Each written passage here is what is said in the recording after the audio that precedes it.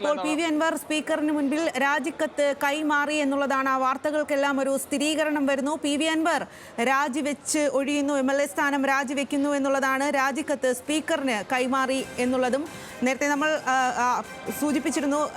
കാറിലെ MLA ബോർഡെല്ലാം മറച്ചു വെച്ചാണ് പി വി അൻവർ നിയമസഭയിലേക്ക് എത്തിയത് എന്നുള്ളത്. അത് രാജിവെക്കാൻ തന്നെയായിരുന്നു അദ്ദേഹത്തിൻ്റെ ഉറച്ച തീരുമാനം.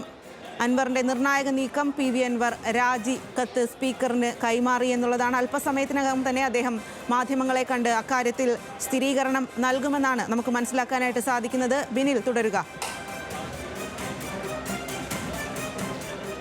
എന്തായാലും രാജിക്കത്ത് അദ്ദേഹം സമർപ്പിച്ചിരിക്കുന്നു.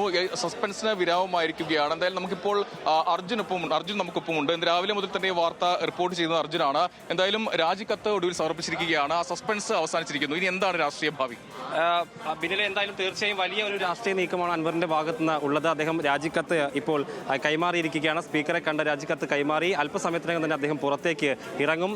സ്പീക്കർ ഉൾപ്പെടെയും ആ സസ്പെൻസ് നിലനിർത്തി എന്നുള്ളതാണ്. സ്പീക്കർ പോലും പറഞ്ഞത് ഇക്കാര്യത്തിൽ തനിക്കൊരു വിവരവുമില്ല, രാജിക്കത്ത് കൈമാറുന്ന കാര്യത്തിൽ ഒരു സ്ഥിരീകരണവും അൻവർ നടത്തിയിട്ടില്ലെന്നായിരുന്നു. പക്ഷേ ആ സസ്പെൻസിന് വിരാമമാകുകയാണ്.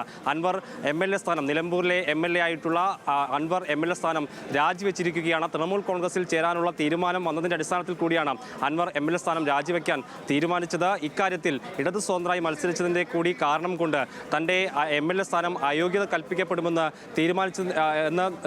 നിർണയിച്ചതിൻ്റെ കൂടി അടിസ്ഥാനത്തിലാണ് ഇപ്പോൾ അദ്ദേഹം MLA സ്ഥാനം രാജിവെക്കാൻ ഒരുങ്ങുന്നത്. ഇതിനുശേഷം ഇനി എന്തായിരിക്കും അൻവർ കേരള രാഷ്ട്രീയത്തിൽ എന്നുള്ളതാണ് ഏറ്റവും പ്രധാനപ്പെട്ട ചോദ്യം. അതിനുള്ള ഉത്തരം അല്പസമയത്തിനകം മാധ്യമങ്ങളെ കണ്ട് താൻ അറിയിക്കുമെന്നാണ് അൻവർ അറിയിച്ചിട്ടുള്ളത്. ഇപ്പോൾ അൻവർ രാജിക്കത്ത് കൈമാറിയതിനു ശേഷം അല്പസമയത്തിനകം തന്നെ അൻവർ പുറത്തേക്ക് ഇറങ്ങും. പറയാനുള്ള കാര്യങ്ങളൊക്കെ മാധ്യമങ്ങളോട് വിശദമായി പറയാമെന്നാണ് അൻവർ പറഞ്ഞിട്ടുള്ളത്. അതുകൊണ്ട് തന്നെ അൻവറിന് എന്താണ് പറയാനുള്ളത് എന്നുള്ള കാര്യങ്ങളൊക്കെ വിശദമായിട്ടുള്ള വാർത്താ സമ്മേളനത്തിൽ അൻവർ വ്യക്തമാക്കും.